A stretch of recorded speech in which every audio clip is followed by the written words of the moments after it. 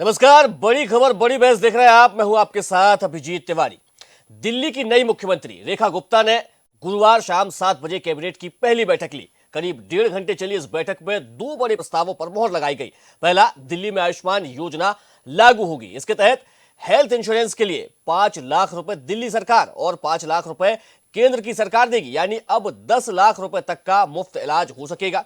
दूसरा, कैग की 14 रिपोर्ट सदन में पेश करने के प्रस्ताव को भी हरी झंडी दी गई है। आम आदमी पार्टी सरकार ने ये रिपोर्ट सदन में पेश नहीं की थी। दावा है कि इन रिपोर्ट्स से आम आदमी पार्टी की सरकार के भ्रष्टाचार की परतें खुलेगी। बैठक में महिलाओं को 2500 रुपए माह देने वाला प्रस्ताव नहीं रखा गया, लेकिन मुख्यमंत्री रेखा गुप्ता ने कहा कि दिल्ली की माताओं बहनों को आर्थिक मदद की पहली किश्त 8 मार्च को देंगे, यानी कि 8 मार्च को महिलाओं के खाते में 2500 रुपए देने की बात मुख्यमंत्री रेखा गुप्ता ने कही है। और बात महिलाओं के पैसों की इसलिए हो रही है, उनके खातों में राशि डालने की इसलिए कर रहे हैं क्योंकि मध्य प्रदेश की लाडली बहना की चर्चा हर तरफ है। हर महीने मध्य प्रदेश सरकार लाडली बहनों के खाते में राशि डालती है और विपक्ष की ओर से यानी कि कांग्रेस की ओर से लगातार इस बात को कहा जा रहा था कि लाडली बहना योजना चुनाव के बाद बंद कर दी जाएगी, लेकिन सरकार के 1 साल के कार्यकाल के बाद भी ये योजना लगातार जारी है और सीएम खुद इस बात को कह चुके हैं कि धीरे धीरे हम इस योजना के पैसे बढ़ाएंगे, यानी कि जो रुपए है, जो राशि है, उसको बढ़ाया जाएगा। और वहीं अब जहां जहां भारतीय जनता पार्टी की सरकारें बन रही है और अगर वे अपने वादों में महिलाओं को राशि देने की बात करते हैं, उन्हें प्रोत्साहन राशि देने की बात कहते हैं, तो उसको पूरा भी कर रहे हैं। और ठीक ऐसा ही रेखा गुप्ता, जो कि दिल्ली की नई मुख्यमंत्री बनी है, उन्होंने भी अब 8 मार्च को महिलाओं के खाते में राशि डालने की बात कह दी है। तो जहां एक और विपक्ष लाडली बहना को बंद करने की बात कर रहा था, वहां भाजपा अपने दूसरे प्रदेशों में भी इस योजना का विस्तार कर रही है।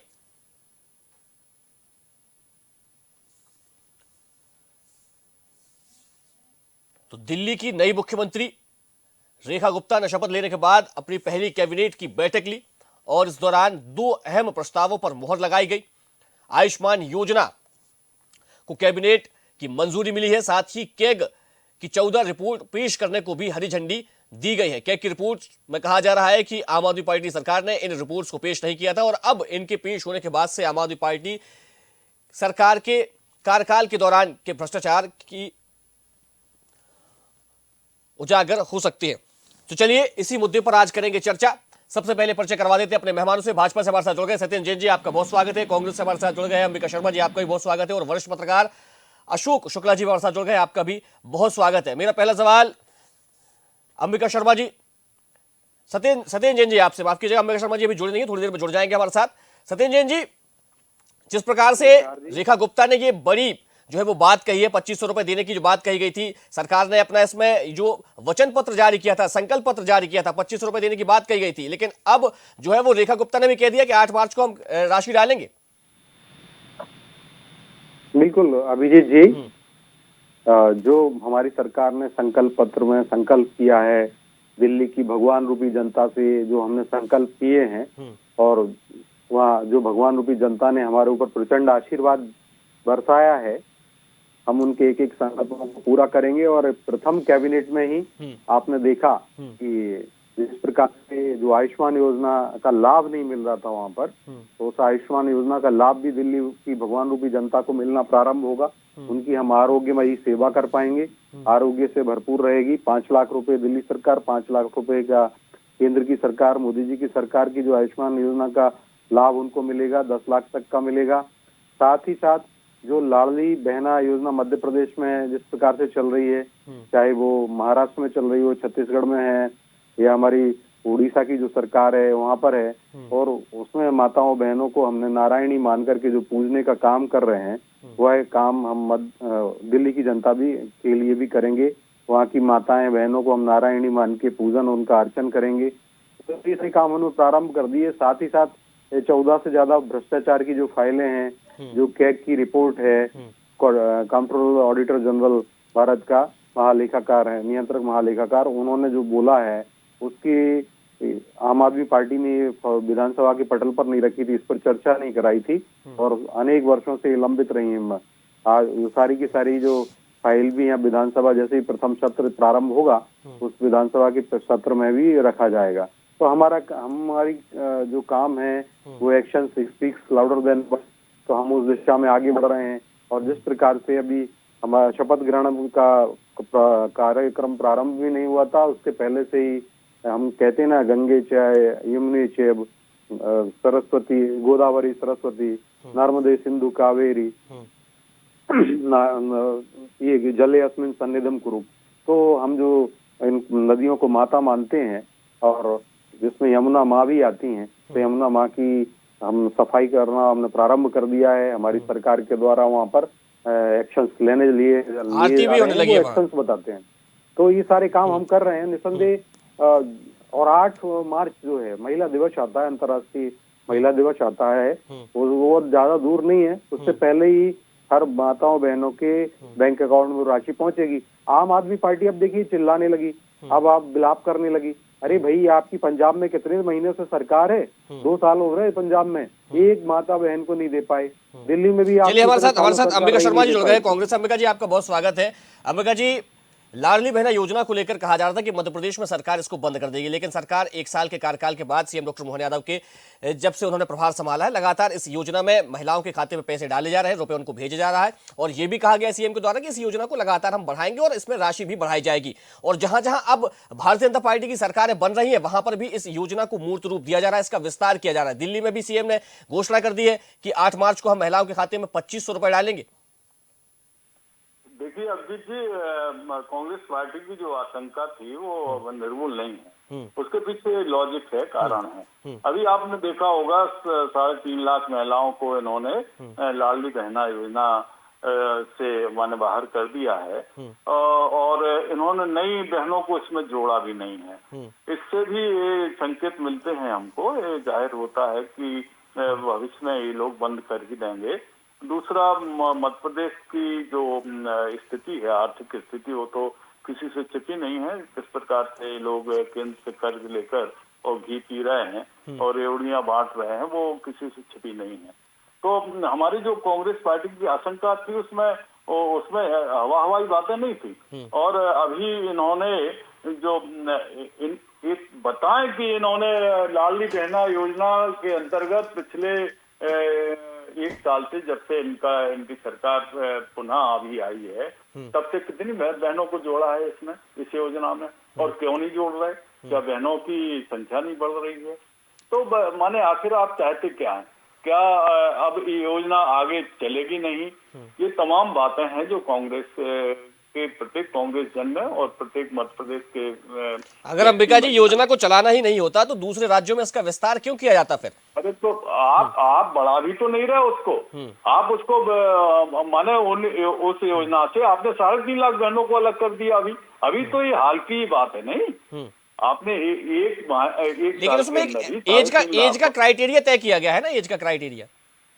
अरे क्राइटेरिया भी आपने तय किया, और क्राइटेरिया अब सरकार चूंकि आपकी है, आप आंख पर पट्टी बांधे हुए हो, आप जो व्यवहारिक समस्याएं और कठिनाइयां होती हैं, आपने क्राइटेरिया बना लिया कि 60 साल से अधिक उम्र की बहनों को हम इससे बाहर कर देंगे। लेकिन जो बहनें हमारी नई तैयार हो रही हैं, इसकी सुपात्र हैं, उन लोगों को भी तो चिन्हित करो आप। और आप 60 साल की बहन जो हो जाती है, इसके बाद आप फिर उसको वृद्धावस्था योजना या जो भी है, जबकि वास्तविकता तो ये है कि इस एज के बाद उसको ज्यादा सहारे की आवश्यकता होती है। वो कहीं भी वर्क नहीं कर सकती और उसको पैसे की ज्यादा जरूरत पड़ती है। ये सब जो कुछ भी है, जो मानसिक दिवालियापन वाला सोच है ये सरकार का। आप उससे विरत क्यों कर देते हो 60 साल के बाद? और भैया, दिल्ली में आपकी सरकार बन गई है, दिल्ली वासियों से जो आपने वादे किए हैं हम देख रहे हैं। हमारी निगाह है, कांग्रेस पार्टी इस पर सजगता से बिल्कुल पूरी तरह चौकस है। हम देख रहे हैं जो वादे आपने किए थे, उन वादों को आप कहां तक पूरे कर पाते हो? अभी तो शुरुआत कर दी, पहली कैबिनेट की बैठक में आयुष्मान योजना पर मोहर लगा दी गई है। यमुना को लेकर वहां पर सफाई के लिए तत्काल जो है वो योजनाएं बनाई जाने लगी है। वहां पर घाट पर यमुना की पूजा भी हो रही है।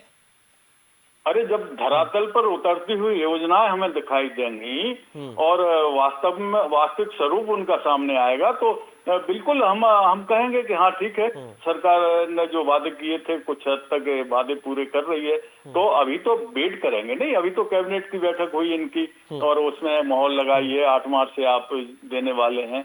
ठीक है, हमारा कहना ये है कि हमको मध्य प्रदेश सरकार ने जो हमारी बहनों से जो वादे किए थे, लाडली बहना में इन्होंने 3,000 रुपए देने का जो वादा किया था वो अभी तक इन्होंने पूरा नहीं किया। किसान भाइयों से जो वादा किया था वो भी पूरा नहीं किया। नौजवानों से जो वादा किया था वो भी पूरा नहीं किया। आप कहते थे कि हम मार्च 2022 तक पूरे माने देश में हर व्यक्ति को मकान दे देंगे, उसमें नल और जल की सुविधा कर देंगे। ये सब बातें जो माने आपकी जुमलेबाजी हैं, ये जनता देख रही है। सत्ता हथियाना या सत्ता प्राप्त करना ये बहुत बड़ी बात नहीं होती है, बहुत बड़ी कोई उपलब्धि नहीं होती, लेकिन जिस भावना के सहज, जिन षड्यंत्रों के सहज, जिन अलोकतांत्रिक तरीकों की वजह से आपने सत्ता पर कब्जा पाया है, वो भी किसी से छुपा नहीं है।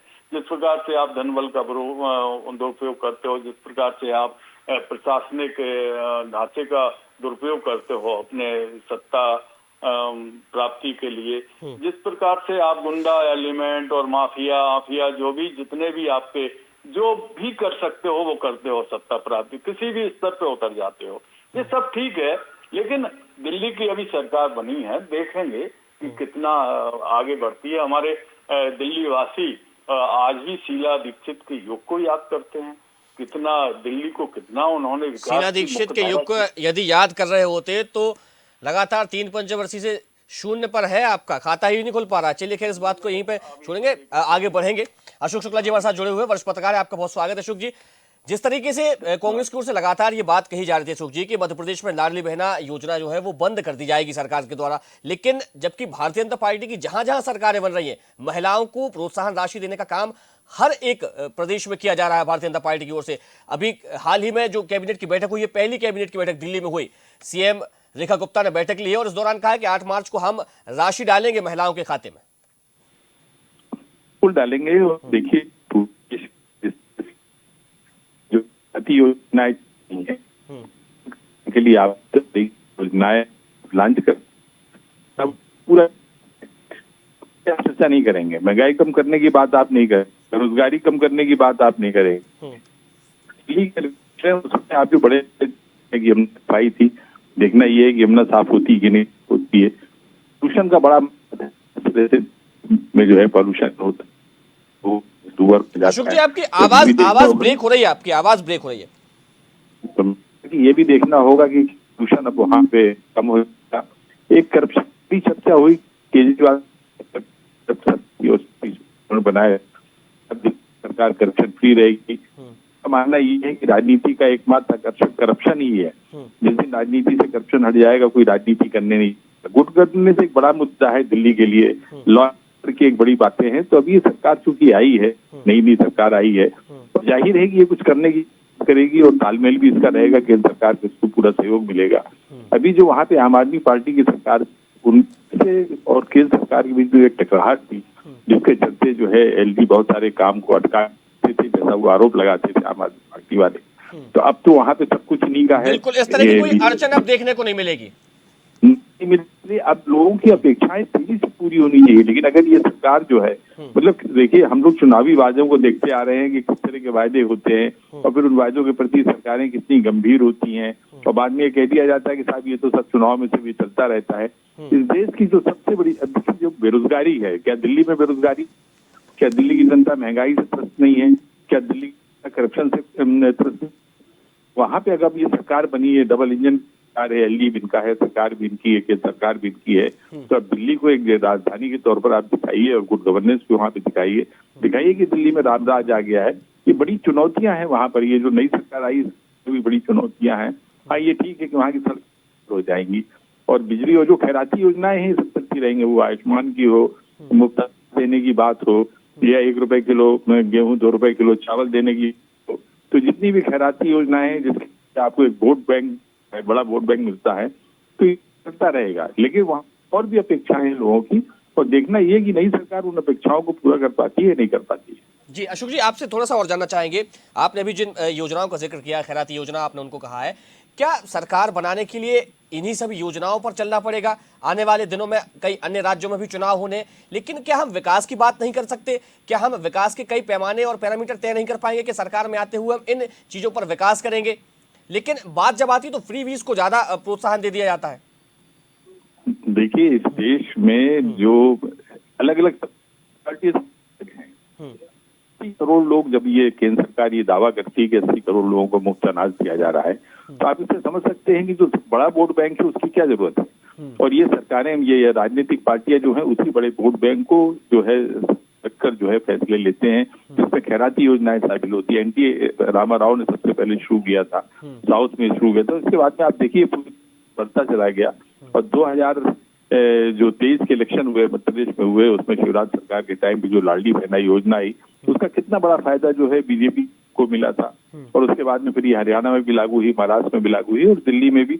और सभी पार्टियां ये कर रही हैं, कहीं लैपटॉप बांटे जा रहे हैं, कहीं साइकिलें बांटी जा रही हैं, कहीं बिल्कुल, कोई भी पार्टी इसमें पीछे नहीं है। पीछे सारी पार्टियां बराबर से घोषणाएं करती हैं।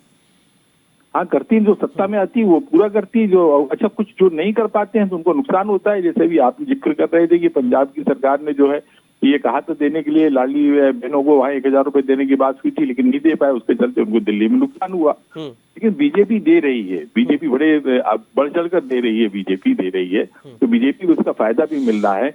आप अच्छा, गुड गवर्नेंस चाहने वाले कितने लोग हैं? वो वोट बैंक 15-20% होगा।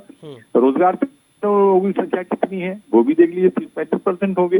तो जो बड़ा वोट बैंक है वो खैराती योजनाओं से लाभान्वित होता है, और फिर वो किसी पार्टी के प्रति जो है आकर्षित होता है, और इसका बड़ा फायदा बीजेपी को मिल रहा है। आरक्षण भी इसी तरह से है, बढ़ चढ़ के आरक्षण देने की बात हो रही है, जबकि इस आरक्षण से जो है ठीक है एक वर्ग को फायदा होता है, लेकिन कहीं ना कहीं देश को नुकसान भी तो हो रहा है। बिल्कुल बिल्कुल। चलिए सत्येंद्र जैन जी, अभी आप अंबिका शर्मा जी को सुन रहे थे, तमाम तरह के आरोप लगा दिए, जुमले वाली सरकार से लेके कई सारे आरोप लगाए हैं आपके ऊपर। देखिए, जुमलेबाजी और ये सारे आरोप कांग्रेस पर ही फेर बैठते हैं, और सबसे बड़े जुमलेबाज जो गरीब हटाने का नारा जो देने वाली कांग्रेस पार्टी जुमले का आविष्कारक है, और आपने भ्रष्टाचार की आविष्कारक है, जननीय भ्रष्टाचार की। अब इन्होंने बहनों को 3.5 लाख बहनों को नहीं दे रहे, ठीक है। अब आप देखिए, अगर कांग्रेस ने भी यही प्रॉमिस किया था दिल्ली की जनता से कि 2500 रुपए देंगे, आम आदमी पार्टी ने 1500 का प्रॉमिस किया था, संकल्प किया था, और कांग्रेस ने 2500 का किया। लेकिन इनकी बात में अगर दम होता तो दिल्ली की जनता इनकी बात को मानती ना। भारतीय जनता पार्टी को क्यों विश्वास किया? उसको दूसरे राज्यों में भारतीय जनता पार्टी की जो सरकारें चल रही हैं, वहाँ पे जो हमने संकल्प लिया है, उस संकल्प की प्रतिबद्धता झलक रही है, जो इम्प्लीमेंट किया जा रहा है, उसके कारण ही तो हमें वोट दे रहे हैं। और बहन जो बात आ रही है, मुझे लगता है कि उसमें भी जो कुछ बातें बहनें जो है देशभंग होती हैं, तो जब वो उनके ऐसे लोगों के नाम भी हटाना जाना भी आवश्यक होता है, तो उसी इसमें ये वही आता है, कुछ ओवर जो एज क्राइटेरिया तो रखा ही जाता है, क्योंकि फिर उनको वृद्धावस्था पेंशन का लाभ मिलता है।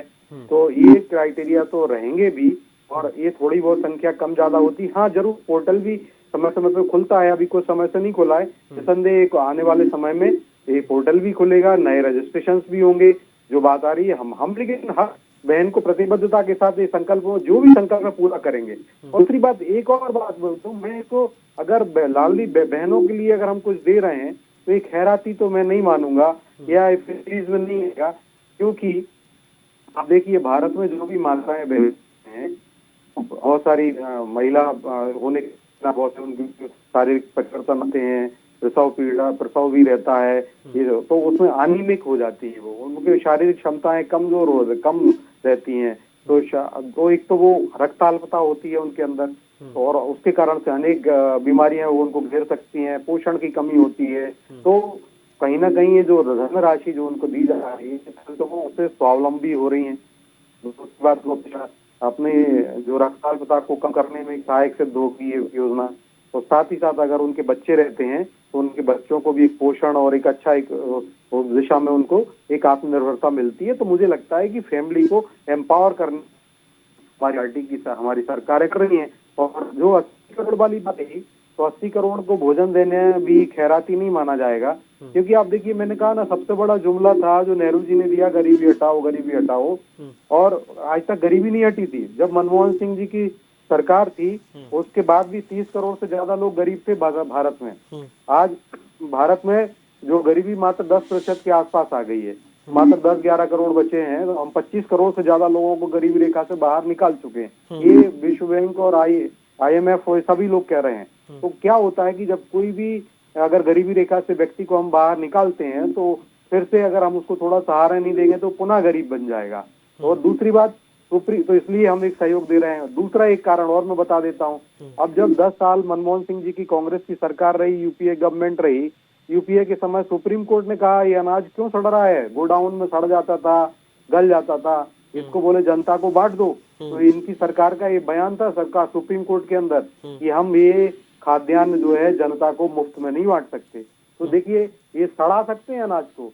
आज तो हमने आज खाद्यान्न को भी 4 चौगुना बढ़ा दिया, और उस खाद्यान्न को अगर हमारे यहाँ पर खाद्य सुरक्षा हो गई तो हम उसको जनता के लिए समर्पित भी कर रहे हैं, ताकि गरीब की थाली खाली ना रहे, गरीब भूखे पेट ना सोए। तो अब वो गरीब भी नहीं रहा है एक तरह। दरअसल वो 25 करोड़ लोग गरीबी रेखा से ऊपर आ गए, लेकिन उनको स्तंभन हम नहीं देंगे, हम सहारा नहीं देंगे तो कहीं ऐसा ना हो फिर से गरीब बन जाए। कोरोना जैसी महामारी भी झेली है। तो ऐसे ही जो चीज है, इसको मैं ऐसा नहीं मान सकते अपन, ये गरीबों का अपमान हो जाएगा या हमारे भारत के 80 करोड़ लोगों का अपमान भी हो जाएगा। साथ ही साथ हम उनको स्वावलंबी बना रहे हैं। रोजगार वाली बात एक अच्छी बात है कि हमें उद्यमिता की ओर लेके जाओ, रोजगार बढ़ाइए। तो देखिए, चलिए अंबिका जी से जवाब ले लेते हैं। अंबिका जी से जवाब लेते हैं। अंबिका जी क्या कहेंगे आप? रोजगार दिया अनेक सर्वे एजेंसी ने बोला है। अंबिका जी क्या कहेंगे? तो दिल्ली सरकार के सामने चुनौतियां हैं। इनको दिल्ली को प्रदूषण मुक्त करना है, यमुना नदी की सफाई करना है। वहाँ पर दिल्ली में कानून व्यवस्था की स्थिति तो खैर इनके अंदर का नहीं आती है, लेकिन झुग्गी झोपड़ियों को व्यवस्थापित करना है। तमाम ऐसी बातें हैं जो सरकार को करना है। और हमारा नहीं, अब तो कानून व्यवस्था दुरुस्त करने में भी कोई परेशानी नहीं होगी, डबल इंजन की सरकार हो गई है। क्योंकि देखिए, वो तो सही है, डबल इंजन की सरकार तो पूरे देश में ही है, अधिकांश प्रदेशों में इनका कब्जा है, लेकिन इसके बावजूद भी कानून व्यवस्था की स्थिति बहुत जर्जर है। मध्य प्रदेश का ही उदाहरण ले लो आप, जिस प्रकार से नन्ही मुन्नी बच्चियों के साथ दुर्दान घटनाएं घटित होती रही और मूक दर्शक बनकर देखती रही सरकार, हाथ पर हाथ धरे बैठे रही और अपराधियों के हौसले जिस प्रकार से बुलंद रहे, वो शर्मनाक परिस्थितियां भी हम लोगों ने देखी हैं, झेली हैं पूरे प्रदेश में। और निश्चित रूप से ये बड़बोले लोगों की सरकार है, बड़बोले लोगों का शासन है। ये लोग संवेदना से इनका कोई वास्ता नहीं है। हमारा केवल और केवल इतना कहना है, बड़ी विनम्रता के साथ हम कहना चाहते हैं कि ठीक है, आप आए हो, खजाने की चाबी आपके पास है, लेकिन उतना ही खाओ जितना सर पर चढ़कर ना बोले। भ्रष्टाचार में आज अव्वल दर्जे पर आप मध्य प्रदेश में हैं। पब्लिक के प्रति संवेदनशील रहो। जो वादे करके आए हैं, जिस जनता ने आपको वोट दिया है और आपको शासक बनाया है, आप सत्ता में काबिज हो गए हो, तो ये अधिकार आप 4 किताबें पढ़कर नहीं आए हो, वोट की दम पर आए हो आप। और आपका अहंकार, अभी आपको पता होगा, ये लोग हमेशा बड़ी सीना तान के कहते हैं 29 में 29 सीटें हम लोग ले गए, और इसके बाद जब अहंकार जनता ने देखा, एक आदिवासी नौजवान ने चारों खाने चित कर दिया इनके एक मंत्री को विजयपुर में। ये भी डेमोक्रेसी है। वास्तविक सत्ता जनता के हाथ में ही रहती है। ठीक है, आपने सत्ता हथियाली, आप उसका दुरुपयोग कर रहे हो, और बिल्कुल आप लोगों के उसमें भी है नॉलेज में, लेकिन आप लोग उस बात को प्रमुखता से, तो आप लोगों को भी कहना चाहिए, हमारा प्रेस से भी निवेदन है कि आप इन बातों को उजागर करने में क्यों आप संकोच करते हैं। क्या सब कुछ ठीक चल रहा? All is well, Madhya Pradesh में सब बढ़िया चल रहा है क्या? क्या दीनदयाल रसोई घोटाला नहीं हो रहा है? क्या ये प्रदेश घोटालों के रूप में नहीं जाना जाता? एक छोटे से आरक्षक के पास करोड़ों की अवैध संपत्ति मिल जाती है, कई किलो सोना बगरा मिलता है आपको सड़कों पर। ये सब में ये कहानियां क्या कह रही हैं? ये लोग बड़े बड़े मगरमच्छ हैं, तो इतना धन संग्रह कर लिया है इन लोगों ने। इन लोगों को आज तो सत्ता है, भगवान कभी हम लोगों को भी मौका देगा, तब ये सारे चेहरे उजागर होंगे। आप देखते जाइएगा कि जनता बदलाव लाएगी और इतने मदहोशी में ये लोग ना रहें। ये डेमोक्रेसी में जितने भी मदहोश हो जाते हैं, राज सत्ताएं जब मदहोश हो जाती हैं तो बहुत उदाहरण हमारे पास है। ये लोग, इन लोगों को जमीन दिखा देती है जनता। ये डेमोक्रेसी की खूबसूरती है, हमारी डेमोक्रेसी की ताकत है। बिल्कुल, तो अंबिका जी लोकतंत्र की खूबसूरती के बारे में बता रहे हैं और तमाम तरह की जो खामियां हैं सरकार की उन्होंने गिनाई है, किस प्रकार से सरकार को और ज्यादा काम करना चाहिए, सरकार पर कई आरोप भी लगाए। वहीं भारतीय जनता पार्टी की ओर से लगातार ये कहा जा रहा है कि हमने अपने संकल्प पत्र, वचन पत्र में जो वादे किए थे हम उनको लगातार पूरा कर रहे हैं। ना सिर्फ मध्य प्रदेश में बल्कि जिन जिन राज्यों में भाजपा की सरकार बन रही है सभी राज्यों में हम अपने वादे पूरे करते हुए नजर आ रहे हैं। और इसकी एक बानगी कैबिनेट की पहली बैठक में दिल्ली में देखने को मिली, जिस पर 2 बड़ी जो है वो योजनाओं को मंजूरी दी गई है, उन पर कैबिनेट ने अपनी मोहर लगा दी है। इसी के साथ महिलाओं के खाते में 2500 रुपए डालने की बात भी सीएम रेखा गुप्ता ने कही है। समय सीमा के चलते इस चर्चा को हमें यही विराम देना पड़ेगा। हमारे साथ जुड़ने के लिए सतीन जी आपका बहुत धन्यवाद, अशोक शुक्ला जी आपका भी बहुत धन्यवाद और अंबिका शर्मा जी आपका भी बहुत धन्यवाद। दिल्ली में नई सीएम की ताजपोशी हो गई है, राज तिलक हो गया है। रेखा गुप्ता ने सीएम पद का कार्यभार संभाल लिया है और शपथ लेने के बाद ही उन्होंने पहली कैबिनेट की बैठक ली। इस दौरान उन्होंने 2 बड़ी और महत्वपूर्ण योजनाओं को मंजूरी दी है और इसके बाद अब महिलाओं के खाते में राशि डालने की बात भी कह दी है। तो जहां भारतीय जनता पार्टी पर विपक्ष लगातार ये बात कह रहा था कि लाडली बहना जैसी तमाम जो योजनाएं हैं महिलाओं के खाते में राशि डालने वाली, उनको प्रोत्साहन देने वाली, उनको भाजपा बंद कर देगी समय के साथ, लेकिन यहां भाजपा उस योजना का लगातार विस्तार अलग अलग राज्यों में करती जा रही है। बड़ी खबर बड़ी बहस में फिलहाल इतना ही। मुझे दीजिए इजाजत, देखते रहिए डीएन न्यूज। नमस्कार।